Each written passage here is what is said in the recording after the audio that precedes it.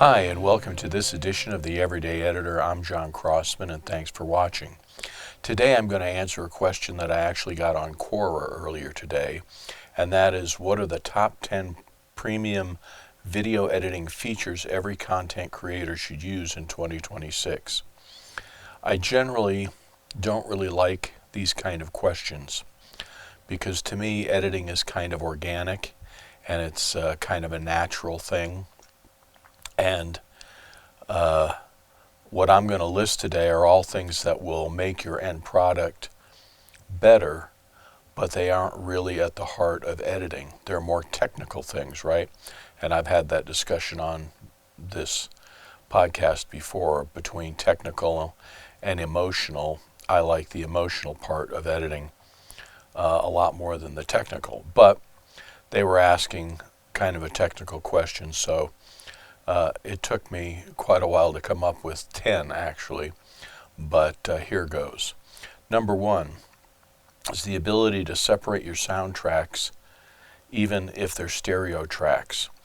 The closer you get to pro with your camera, the chances are your footage will have dual mono tracks. And when you import those into your editing software, they should show up as dual mono tracks, but they may also, the software may put them together into a pair of stereo tracks. It's great if your editor has the ability to separate those tracks.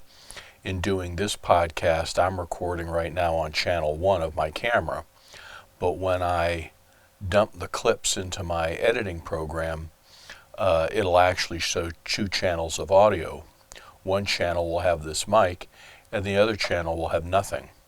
Or it may have a hum, or it may have, just noise, but there's nothing actually being recorded onto it.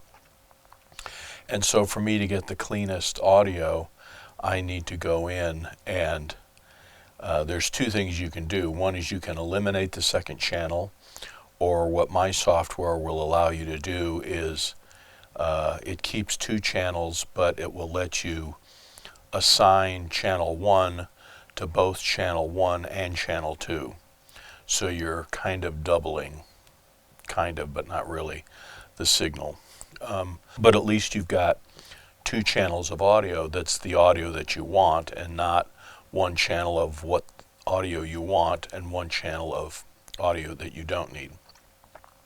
So very often, even on outside projects, when I get video clips in, they'll have 2 channels of audio, one of which will be the actual audio that you want, and one may be the camera mic, so it has the same audio, but it will be echoey and have a lot of room in it. And rather than try to go through and clean up, that sound, it's better to just turn it off, or in my software, I would take the good channel and have it repeat on the second channel. And so that's my first tip. Tip number 2 is also in the sound department. It's nice to have a de-hum or a denoising feature if your software has it. Now, I use Adobe Premiere, and so it comes with some built-in denoising, and I also subscribe to the Crumple Pop library. And Crumple Pop, which I believe is now owned by Boris FX, but it's a system of different kinds of audio filters made. They use AI to go in and clean up your audio. So sometimes when I'm recording here in my studio, I'll get quite a distinct hum through my wireless mics. I don't know why, but usually a hum in your audio is your AC. Could be it's not grounded properly, or there's a short in the cable or the shielding. I am using wireless mics, so there is a cable from the receiver to the camera, but I don't see any reason why. It's not worn, it's not an old cable, I don't know why. And some days I don't get a hum, so that makes it even more.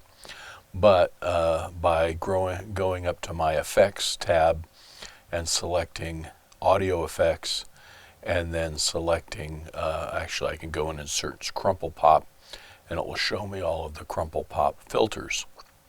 And they have a denoise, they have a depop. If I make a plosive into my microphone, it can fix that pretty well. And so that's a nice feature to use just to clean up your audio and get rid of, again, ambience or room noise or echo that you really don't want on your audio. So that's number 2. Number 3 is if your software has video scopes. There are 2 major scopes in a video editing program. The first one is a waveform. And a waveform basically measures the brightness. It will show you just a black and white version of your picture with the brightest things at the top and the darkest things at the bottom. We'll talk about color bars in a minute, but if your picture looks like it needs to be darkened or it looks like it needs to be lightened, you really should check your waveform monitor and not just rely on your video monitor, because your video monitor can be set wrong and a waveform will give you a real indication of how your picture looks as far as brightness is concerned. The second kind of scope primarily used is called a vector scope, and that measures the color in your image. If you show color bars, you'll see that it precisely has a dot of color on each of the main colors: red, green, blue, magenta, and cyan. But most footage, it doesn't have the same qualities as a color bar where you have discrete colors. So what you need to generally keep track of is that flesh tones are somewhere around the reds, and if you have a camera that the white balance has been set incorrectly, then you can use the vector scope to tweak the hue of the picture around to make sure that the color temperature is right. Now in my software, using the Lumeri color correction tools, it has an eyedropper tool that will, all I have to do is find a white, something that should be white in my image, and click on that, and it will adjust all the color to be correct. What I noticed as I was editing this particular part of the clip is that I was imprecise in my language and made it sound like the vector scope controlled the color or the levels, and the vector scope literally just reads those levels. It does not change them or allow you to manipulate them. You have to use one of the other plugins in your software to actually change colors, change color saturation, change luminance or lightness and darkness, and that kind of thing. So the waveform and the vector scope are just measurement tools. They actually don't affect your footage. So one thing to be clear on. Number 4 is many software packages will have some kind of video processing tools built in. For Premiere Pro, it has a plugin called Lumetri Color. Lumetri is the name of the brothers that first pioneered film production in France. And Adobe names their color correction plugin after them. And basically it just allows you to adjust highlights, blacks in your picture, mid-ranges. You can either do it by percentages, you can do it using interactive graph kind of thing. Many times you can make a picture look richer just by pulling down the midtones of the image. If you've ever heard of LUTs, L-U-Ts, that's an acronym for lookup tables, which is the math that a camera uses to as part of the codec to process the image and compress it. LUTs don't really have to do with compression, they just have to do with the dynamic range of your video. So if you're shooting with a camera that does that, it will actually give you many different levels and a lot of control over the dynamic range of your image. A LUT will, you put it into your software, at the right place, and it will automatically adjust your image back to what they believe would be the natural color balance and color saturation that your camera's recorded. So LUTs are another thing we're not going to get into, but if your editing software has that, you need to find some tutorials on YouTube and really understand what those different kinds of controls do, because they can really make a difference. Most of the time you probably don't need to screw with it, and the first thing most editors do when they begin and they start using these kind of tools is they use them way too much, and you end up really screwing up your image a lot more than you're fixing it. Anyway, an important thing to do in this top 10 list is find out what image processing your software has and learn how it works. Hopefully you can find a tutorial on YouTube, or if it's any kind of brand name editing software, search YouTube to find out someone doing a tutorial about the color correction or video enhancement or whatever tools that are in your software. Next, tip number 5 is another trip to the sound department. Use your sound level meters if your software has them. A very common mistake is people will only rely on what they hear in their headphones rather than actually looking at what their audio levels are. And the software that I use has the availability of audio meters. I believe it even has loudness meters, which are meters that are still sound related but have a different function. But everyone has seen VU meters, what they call them, that recording consoles would have, or mixing consoles. They all have meters, and the idea is to keep the sound levels, the peaks of them, just below red. Once your sound level starts to go into the red, it's very possible that the audio will start to distort, and that's simply because you're sending so much signal through the circuits that they start to distort. They're no longer at an optimum level. They're too loud, and the actual electronics will start to distort. It's a little bit different with digital audio and digital mixers, but again, you can find videos on YouTube that will go over metering and whatnot. But if your software has them, you should use those. And so if you find yourself editing and uploading to YouTube, but when you play back your video compared to others and it seems really quiet, well, then you're not really using good levels in your editing software. If you play back your video and compared to others it sounds a little crispy or distorted, well, then your levels are too hot. And a trick that all editors, even before we had software, back in the analog days, is that they would judge the volume of the audio based on, how loud their computer was turned up. So you obviously can have a low audio signal in your software and make up for it by turning up your overall system sound. Or if your levels are too hot on your software, you can turn your overall system level down. You don't want to do that. You want to find, what I would suggest is you find a piece of music you're familiar with that you like, and you play that back in your computer to set your computer playback level. And then when you start to edit, as the audio needs to be adjusted, either louder or softer, your computer is set at a comfortable listening level.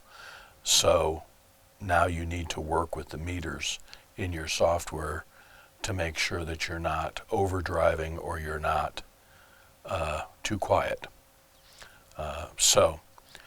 Another tip is to use the audio meters that come with your software. Tip number 6, this is an organization help. Most video editors have tracks. So when you start a project, you can think about, well, what kind of assets am I going to use? In my podcast here, I know I have an animated open.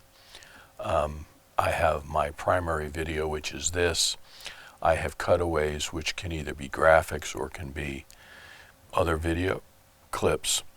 And those will usually be on a different, well, I could cover up this image by putting another clip onto the same video track. I generally won't. I'll use a different video track for my overroll or my B-roll. And if I am using name graphics, I may decide that, well, the third video level is where I'm going to put all my name graphics. And so later, when a client comes back and says, oh, the third name we need to change, I don't have to dig through a bunch of clips that are all back to back to back to back. I can say, okay, all my names are on track 4, and go and literally just scrub down through those name graphics, and when I hit the one that's incorrect, then I can fix it. And so you can use the levels, the different audio and video tracks, to help visually organize your edit, and will help you if you know that, well, all your graphics are on track 3 and all your animations from After Effects are on track 2 and this and that and the other thing. It's just a way that you can help you organize your edits. In the same way, tip number 7 is another organization tip. Most editing software uses the term of a bin or a folder as a place where your raw footage shows up inside your program. So when you import your footage, wherever it goes to, it's either called a folder or a bin. Well, my software will allow you to make other bins, and I can start a program with nothing in it and create a bin for audio, create a bin, and bin is the same as a folder. Create a folder for my audio, create a folder for my After Effects renders, create a folder for music, maybe a folder for narration. So, and then my software will also allow me to open all those windows, and they'll have their own tab, and then I can actually nest the tabs next to each other at the top of the window. And so when I use the windows and the tabs to organize my footage, then when I look at my script and I see I've got an interview, I can look at my software and say, okay, all the interview clips are behind this tab. And it's just another way, especially if you have a lot of assets to deal with, it's just a way to help you organize your editing for speed. Tip number 8, which hopefully is useful to you, is using tone and bars to make sure that your monitors are displaying all of the information correctly from a visual standpoint.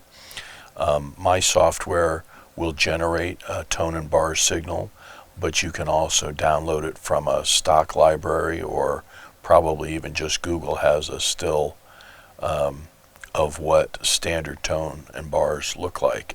And it's basically a test pattern devised by television engineers so that they can make sure that monitors are displaying the colors and the light and darkness accurately. I've gone over the vector scope already, and using color bars you see that the colors in a color bar line up exactly with the main colors that a vector scope has marked on its scope. So that's helpful. In this tip, the idea is that if your software will generate tone and bars, the tone isn't as important. We've already discussed audio, but the bars, when they play back on your computer monitor, can you see different levels of black? If you look at tone and bars on your waveform monitor, the white bar roughly in the center should be displaying at 100% on your waveform monitor. What does it look like on your monitor? Hopefully it's the brightest thing, and hopefully it's displaying that cleanly. Right next to that white is some of the blackest blacks of the tone and bars signal. And so can you see those clearly on your monitor? With a lot of modern monitors, it's hard to see. The reason they keep developing them to OLED and other versions of LED monitors is because LEDs really have a weak spot in producing darks in your image. And so they keep refining the technology to generate dark parts of an image so that it looks more as it was intended to look. If you're shooting a movie and it's night, but it really isn't, black, it's more kind of dark gray, it doesn't have the same effect as you would see at a movie theater where, you're actually seeing black. So that's why color bars are important. If your software doesn't generate them generate them, then you can probably go to a stock footage library or even just Google HD color bars, and it will give you a still image of the color bars. You can import that into your project, put it on your timeline, and it should match up just the same as if you had generated it, because it's a standard. It's not different from every tone and bars is tone and bars. It doesn't have a variety. There is a difference between old NTSC standard def tone and bars and HD tone and bars. Mostly the difference is there's a wider color gamut and a wider black variety of blacks, but the idea is still the same. And so if your monitors are not displaying color bars in a relatively accurate way, you need to understand that it's not going to display any footage that you edit also in an overly accurate way. So if you finish a project and it looks good to you, but you upload it to YouTube and watch it at a friend's house and it looks a little too dark or a little too bright, YouTube will probably do some processing to try to fix the worst offenders. If your whites are way too high, it'll clip them automatically. If your blacks are way too black, it may use what they call pedestal and bring the black level up a little bit. But the idea is when you watch it on someone else's TV or display, it doesn't look like it looks like on your system. Then it's probably your monitor is just not accurately recreating the image like it should be. And so you can use bars to make sure that it's seeing what it needs to be seeing. And if it can't generate all the different levels of black, at least you're aware of that, and you can rely more on what your waveform is telling you your image has in it, as opposed to how it actually is coming across on your screens. So that's tip number 8, to use color bars to help set up your computer monitors that you're editing with. I edit on a Mac, and so it has in its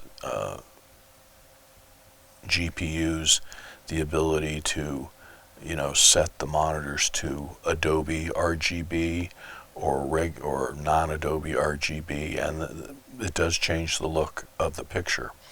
And so you want to make sure that the reason you use color bars is because that's a standard image, the same at least across our country, if not across the world.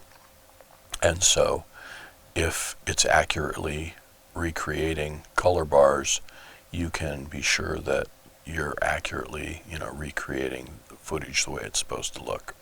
So that's a professional feature, or that's a feature that editors should at least be aware of and use to the best of their ability. Again, I'm sure that there are videos on YouTube that can go into much more depth as to the value of tone and bars and how to use it effectively, but that's a tip that I would give you, is to have an idea of where your monitors weaknesses are as far as reproducing colors and especially blacks. So that's tip number 8, and we'll get on to the next tip. Tip number 9 I call preset transitions. In the software that I use, it allows you to create a preset transition. In the work that I do, a lot of it is documentary work, and when I'm not using cuts, I generally like about a 20 frame dissolve. And so if I'm going from an interview to overroll of historic photographs or historic footage, I'll do a 20 frame dissolve. It's a little under a second, so it's not so long that you feel like you're really traveling in time.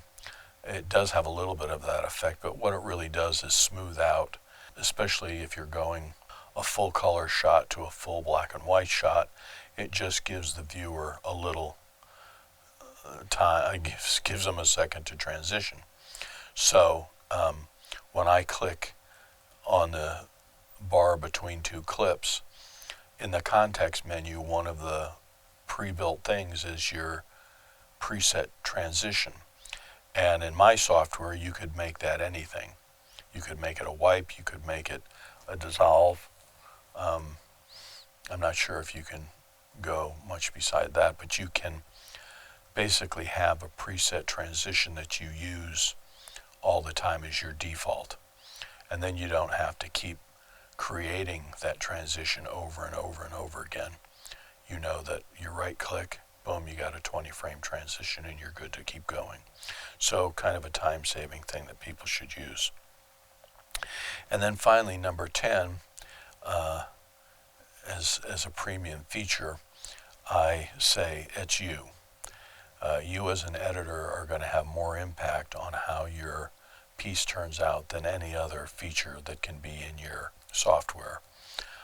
To me, editing is about, feel. It's about rhythm. It's about having a good natural pace, whether that pace is super fast, you're trying to make people see urgency and feel urgency, or whether it's a beautiful, serene deer in the woods, snow falling, the sun coming through the leaves of the tree. Whatever the pace or the feeling is, that's going to come from you and the judgments that you make. It's not going to come from a premium effect in your software. And so the 10th and the most important feature is you. And editing with consciousness about having your edit support the message.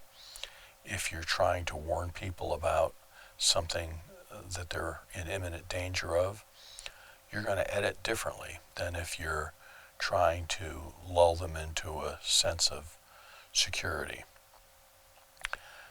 It's just basic communications, and so continuing to hone your skills in that regard is the 10th feature that you should know how to do as a content creator in 2026 or any other year that you're creating content.